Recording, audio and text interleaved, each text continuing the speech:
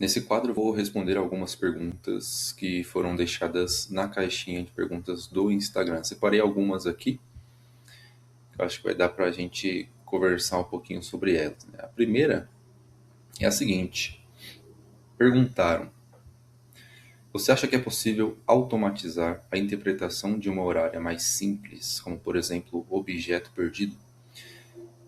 Essa pergunta é um pouco complicada, envolve várias nuances, né? Primeiro, eu acho muito.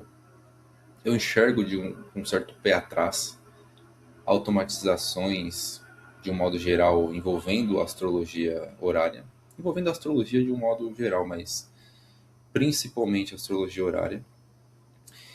E segundo, perguntas sobre objetos perdidos, apesar de ser um tipo de pergunta em que passa uma ideia de algo mais automático, automatizado, já que cada casa vai sempre ter as mesmas representações, significações, né? Dependendo do lugar onde o objeto estiver. Mas, mesmo assim, não é um tipo de pergunta considerada simples, tá?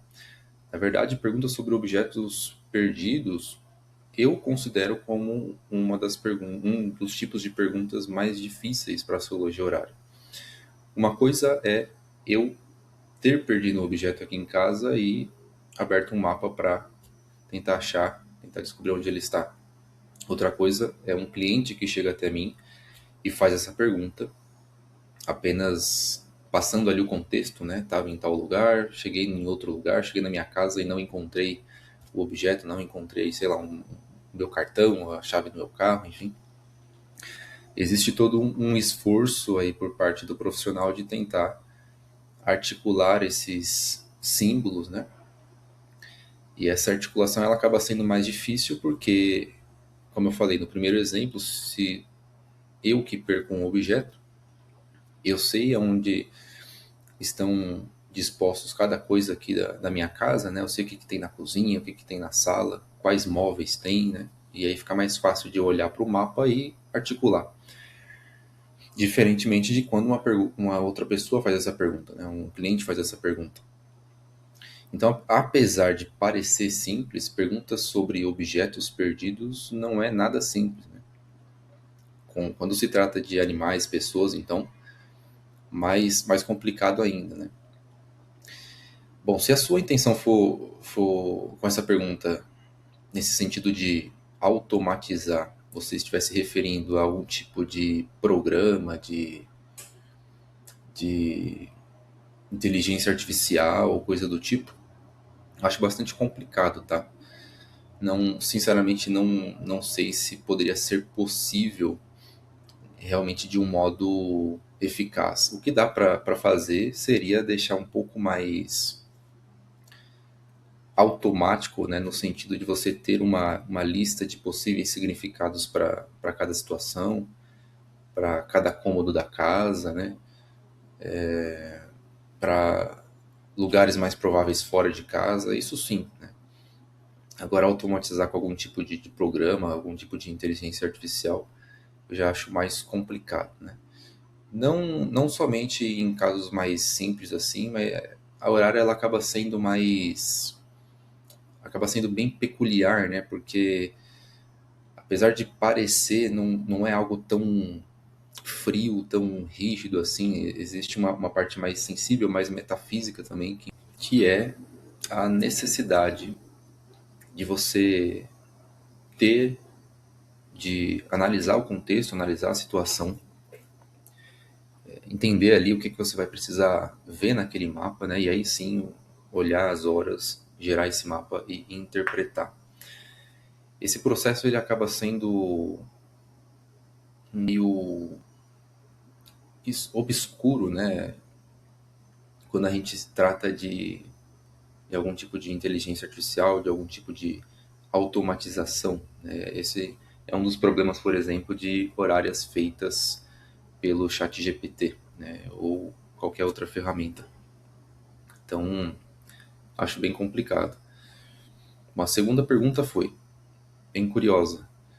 Consigo saber qual a melhor abordagem para emagrecer? Sim, é possível. É um tipo de pergunta bem diferente, né? Mas eu costumo dizer que as possibilidades de perguntas feitas utilizando a astrologia horária, elas são praticamente infinitas, né? Desde que se trate de algum contexto específico. Nesse exemplo, o que daria para ser feito é você tendo em mente algumas abordagens, alguns métodos que você queira verificar, né? Qual que seria o melhor para você, apresentar diante em uma consulta e para a gente ver, fazer uma espécie de comparação, né? Método, por exemplo, método A, método B, o método C, e entender qual que seria melhor, qual que seria mais positivo para a pessoa, né? É um tipo de pergunta diferente, mas se assemelha também, como por exemplo, perguntas sobre atividades profissionais, né? Perguntas mais vocacionais, em qual profissão eu me daria melhor, profissão A, B ou C, né? A forma de se analisar acaba sendo um pouco parecida, né? Então, apesar de ser um tipo de pergunta mais curiosa, né? Mais um tipo diferente de pergunta, acaba sendo semelhante aí. A pergunta sobre qual profissão seguir, qual atividade profissional seguir, qual atividade me traria mais retorno, tudo mais.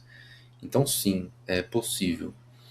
Eu gosto bastante desses tipos de perguntas, porque a gente foge daquele clichê de. Por exemplo, objeto perdido acaba sendo um clichê também, né, para astrologia horária.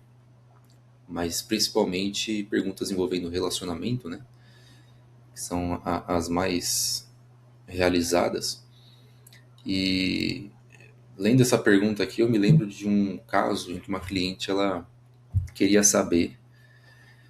Essa realmente é um tipo de pergunta bem diferente. Ela tinha um hamster e ela queria saber se, caso ela comprasse um outro hamster para fazer companhia para esse primeiro, se matar, brigar, né, machucar um ao outro, se seria uma boa companhia ou não.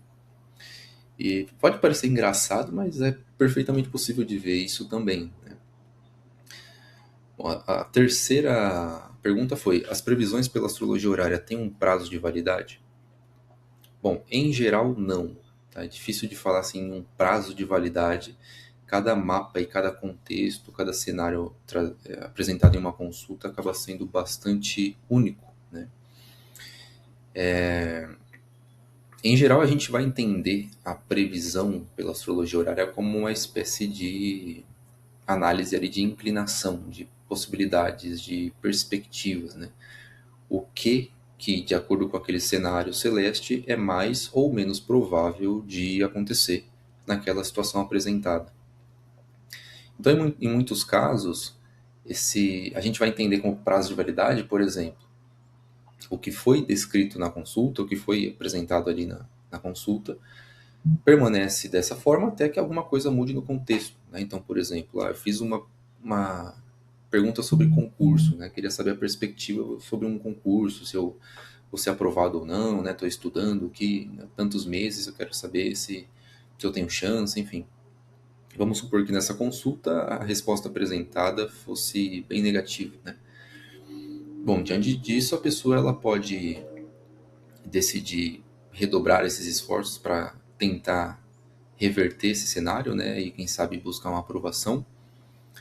Então perceba que não existe um prazo de validade. Às vezes o que a gente precisa é entender a resposta ali para gerar alguma mudança em cima daquela situação para alcançar algum objetivo que a gente queira, né? Já em outros casos, a gente até pode entender como um prazo de validade, bem entre aspas, né?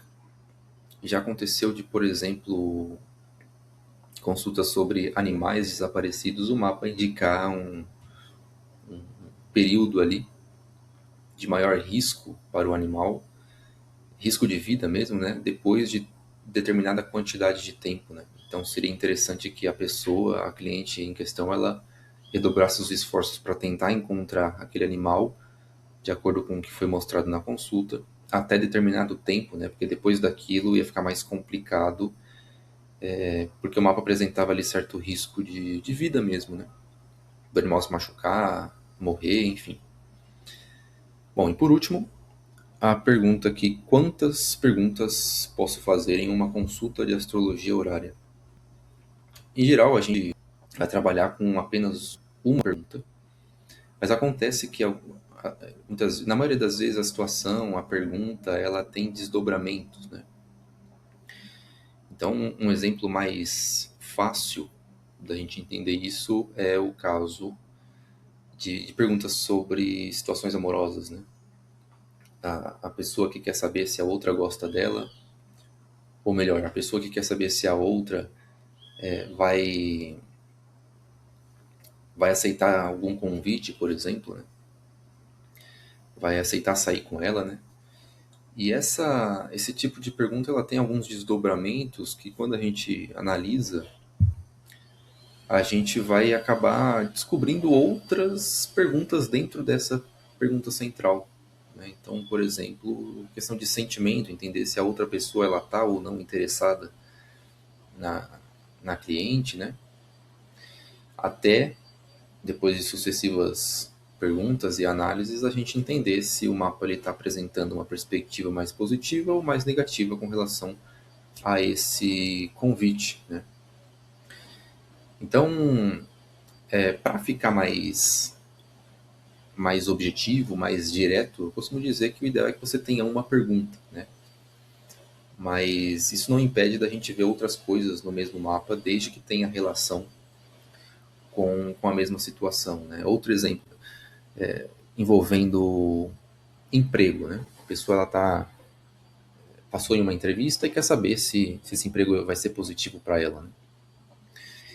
Dentro dessa pergunta central, existem outras, como por exemplo, relação com o chefe, relação com colegas, se o emprego vai desgastar muito ou não a saúde física dela, se ela vai gostar ou não, perspectivas de crescimento, né?